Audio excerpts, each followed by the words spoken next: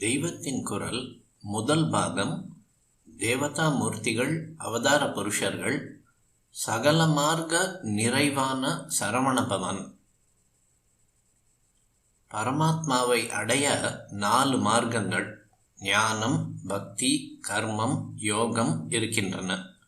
சரீரம், மனசு இதற்கெல்லாம் ஆதாரமாக இருக்கிற ஆத்மா என்ன என்கிற விவகாரத்திலேயே எப்போதும் இருந்து கொண்டிருந்தால் கடைசியில் அது தானே பளிச்சிடுகிறது, ஃப்ளாஷ் மாதிரி.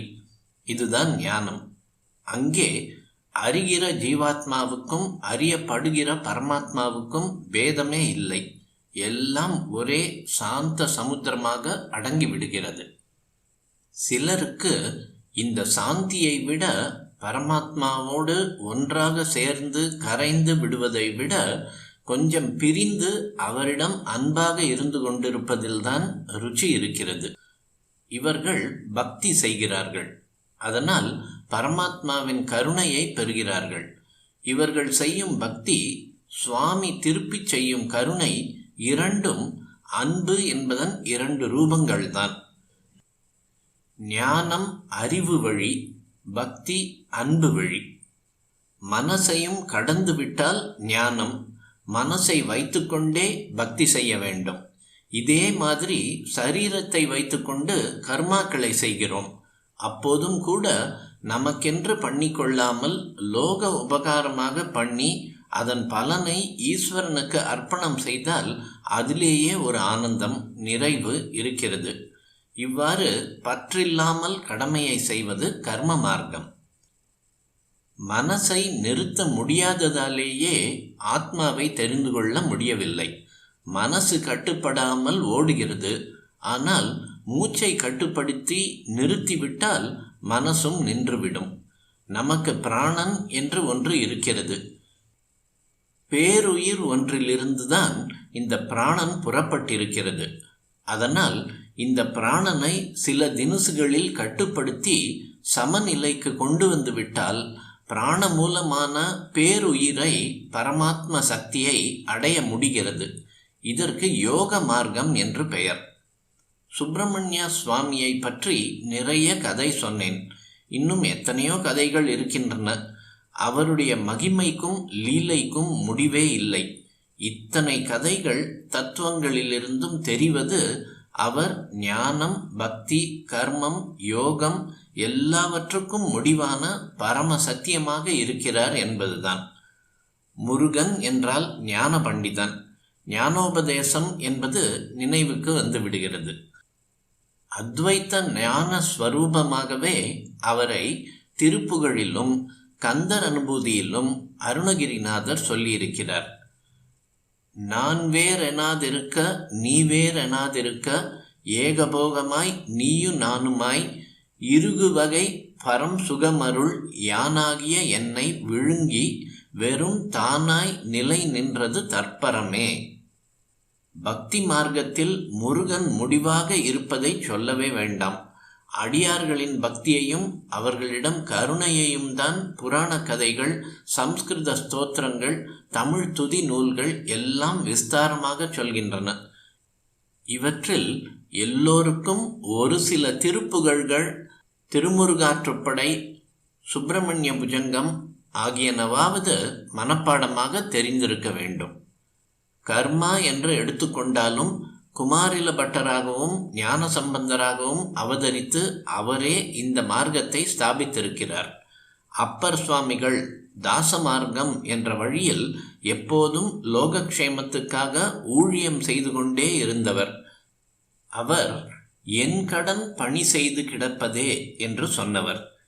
இந்த வரி வருகிற செய்யுளின் ஆரம்பம் நம் கடம்பனை பெற்றவள் பங்கினன் என்பது.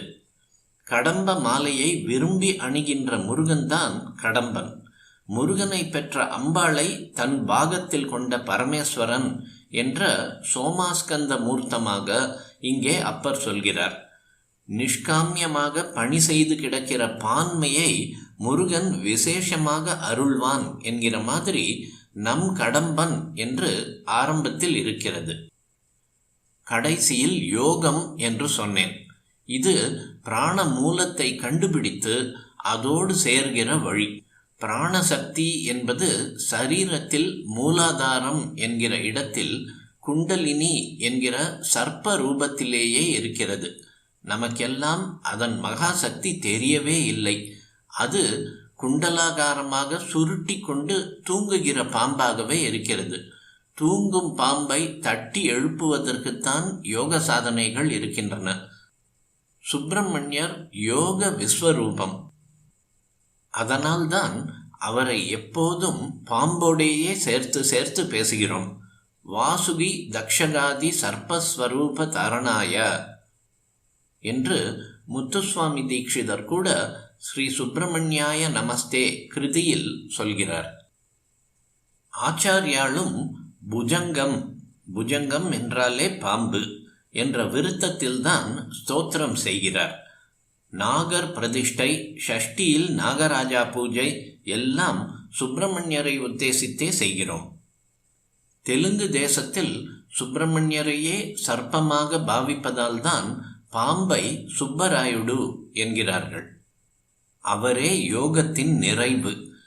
ஞானமும் யோகமும் முடிகிற இடத்தில் ஓர் ஆட்டம் அசைவு இல்லை, லோகமே இல்லை, உணர்ச்சிகளே இல்லை. இதெல்லாம் பட்டுப்போன இடம் அது. இப்படி பட்டுப்போன நிலையில் ஈஸ்வரனை ஸ்தாணு என்று சொல்வது வழக்கம். பட்ட கட்டை என்று அர்த்தம். சுசீந்திரத்தில் ஸ்தாணுமாலயன் என்று கேட்டிருப்பீர்கள். மும்மூர்த்தியும் சேர்ந்த ஸ்வரூபம். அதில் ஸ்தாணு என்பது பரம வைராக்கியமான பரமேஸ்வரன்தான். உணர்ச்சி இல்லாவிட்டால் மரத்து போகிறது என்கிறோம் அல்லவா? அப்படி காய்ந்து மரமாக இருக்கிறவர் ஸ்தாணு. பக்தி அனுகிரகத்துக்காக கருணையில் நனைந்திருந்த போது ஆர்தராக, ஆதிரயனாக இருப்பவரே இப்படி ஞானத்தில் பட்ட கட்டையாய் இருப்பார். அதே மாதிரிதான் அம்பாளும். கருணாமயமான அவரும் பரம விரக்தியாக இருக்கிற ஓர் அவஸ்தை நிலை உண்டு. அவள் எப்போதும் ஈஸ்வரனையே பற்றி படர்ந்திருப்பவள். அவர் மரமாக இருந்தால் இவள் கொடியாக சுற்றி கொண்டிருப்பாள். ஸ்ரீசைலத்தில் அவர் அர்ஜுன மருத மரமாக இருக்கிறார். இவள் மல்லிகை கொடியாக சுற்றி கொண்டிருக்கிறாள். அதனால்தான் அவருக்கு மல்லிகார்ஜுனர் என்று பெயர். அது நல்ல பசுமையோடு இருக்கப்பட்ட மரம். பட்ட மரமாக அவர் இருக்கும்போது அம்பாள் என்ன செய்கிறாள்? பரமேஸ்வரன் பச்சை பசேல் என்று கப்பும் கிளையுமாக ஒரு மரம் மாதிரி இருந்தால் அம்பாள் ஒரு பசும் கொடியாக அவரை சுற்றி கொண்டிருப்பாள். அவர் பட்ட மரமாக காய்ந்த கட்டையாக இருக்கும்போது அவள் என்ன செய்கிறாள்? அப்போதும் அவரை சுற்றி கொண்டிருக்கிறாள்.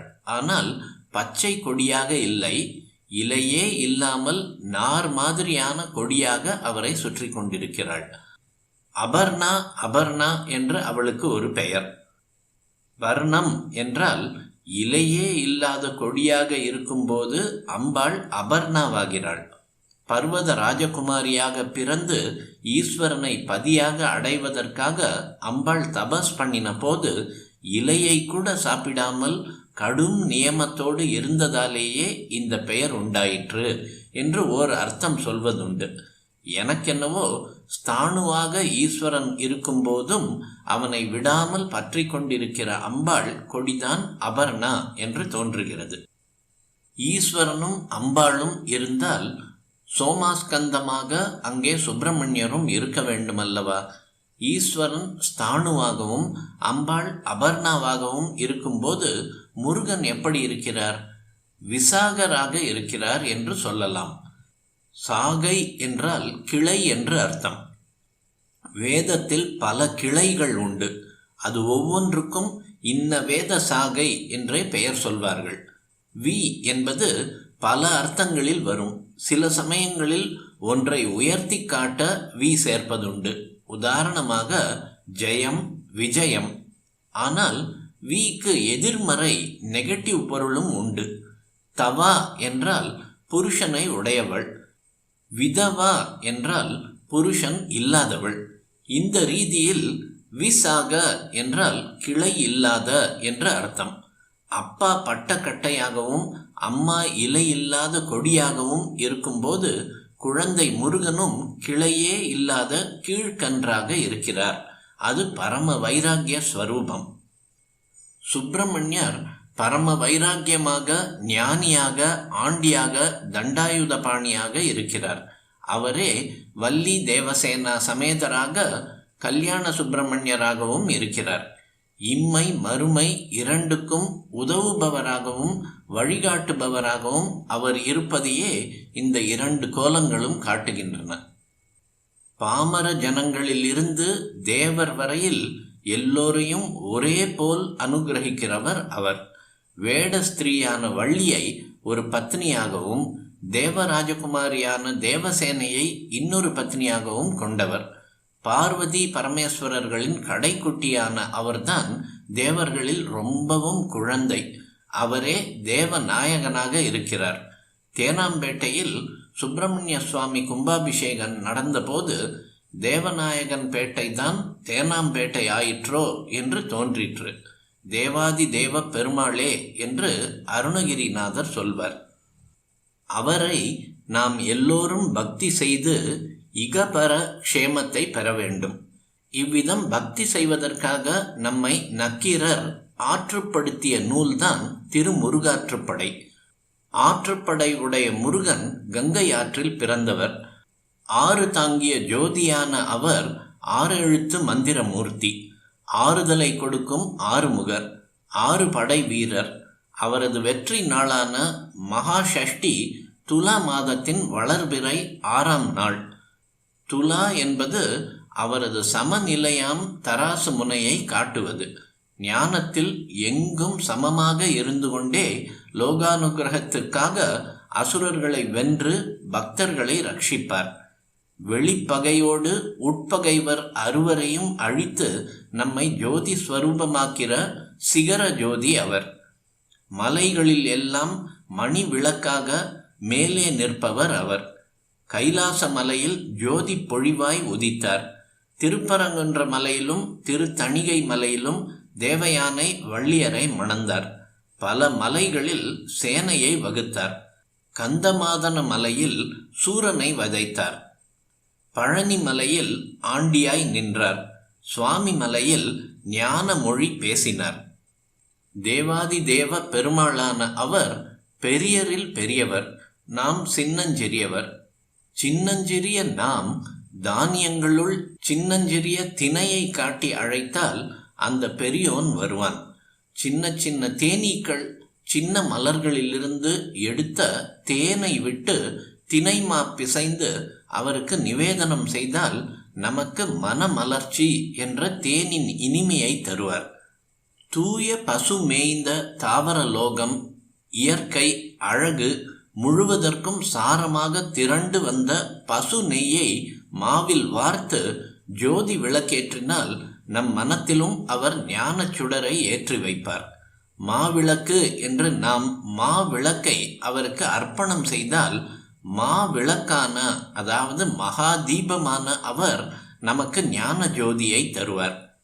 பரமேஸ்வர ஸ்வரூபமான அவருக்கு அரண் நாமம் சூழ்க என்று அவரே ஞான சம்பந்தராக வந்து சொன்னதற்கேற்ப அரஹரோஹரா சொல்லி நம் பாபத்தையெல்லாம் எரித்து பரமானந்த ஜோதியாக இருப்போமாக. அரஹரோஹரா.